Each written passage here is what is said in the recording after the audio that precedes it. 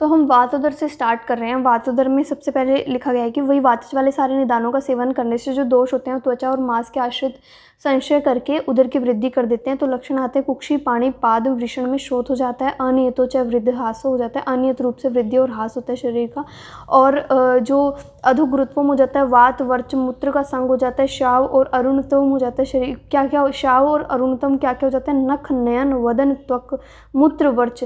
ठीक है, तो नाखून, नयन, वदन, त्वग, मूत्र, वर्च, ये सब कुछ क्या हो जाते हैं? श्राव और अरुणतम हो जाते हैं। ठीक है, अपि च उदरम तू असित राजी सिरा संततम।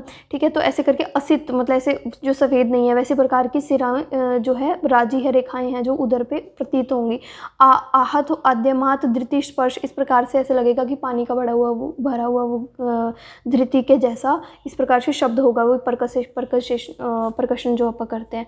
ठीक है, उसके बाद जो है वायु च ऊर्ध्वम अधि तिर्यक। ठीक है, वायु जो होगी ऊर्ध्व, अध और तिर्यक ऐसे गमन करेगी शूल शब्द के साथ, और इसको आप क्या बोलते हैं? वात उदर बोलते हैं।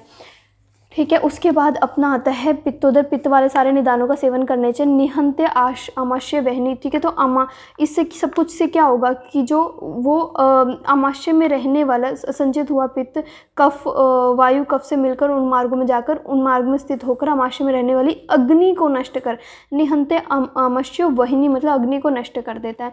ठीक है, और उसके बाद पित्तोदर के लक्षण क्या आता है कि कटुकास्यतम, हरित और हरिद्रत्वम। पहले वो अरुण वगैरह वर्ण आ रहा था, असित वर्ण आ रहा था। ठीक है, यहाँ पर क्या वर्ण आ रहा है? हरित और हरिद्र वर्ण आ रहा है। ठीक है, नखनयन का। ठीक है, हमने भी यहाँ पे नखनयन वगैरह का सबका पढ़ा था ना, श्राव और अरुण वर्ण।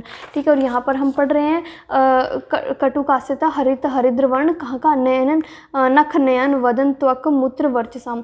ठीक है, और नीली, पीली, हरिद्र, हरित, ताम्र, राजी, इस प्रकार से सिराओं का संतत वगैरह हो जाता है पूरे उदर पे, और मृदु स्पर्श होता है, क्षिप्र पाकम च भवती। ठीक है, तो शीघ्र पाक हो जाता है जो पित्तोदर होता है।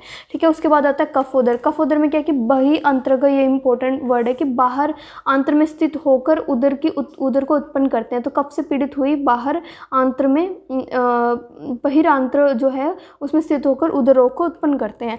ठीक है, और इसमें कौन से लक्षण आएंगे? कफ वाले में क्या होता है कि अंगमर्द, पाणी, पाद, मुष्क में शोफ होता है। ठीक है, पाणी, पाद और पाणी, पाद, वृषण, शोफ कहाँ था? वो था वातोदर में। ठीक है, और यहाँ पर पाणी, पाद, मुष्क, शोफ है कफोदर में। ठीक है, शुक्लत्वम, नख, नयन, वदन, त्वग, मूत्र, वर्चसाम, इस प्रकार से शुक्ल वर्ण के हो जाते हैं। शुक्ल राजी सिरा संतता होती है, गुरु स्तिमित, स्थिर, कठिन्य,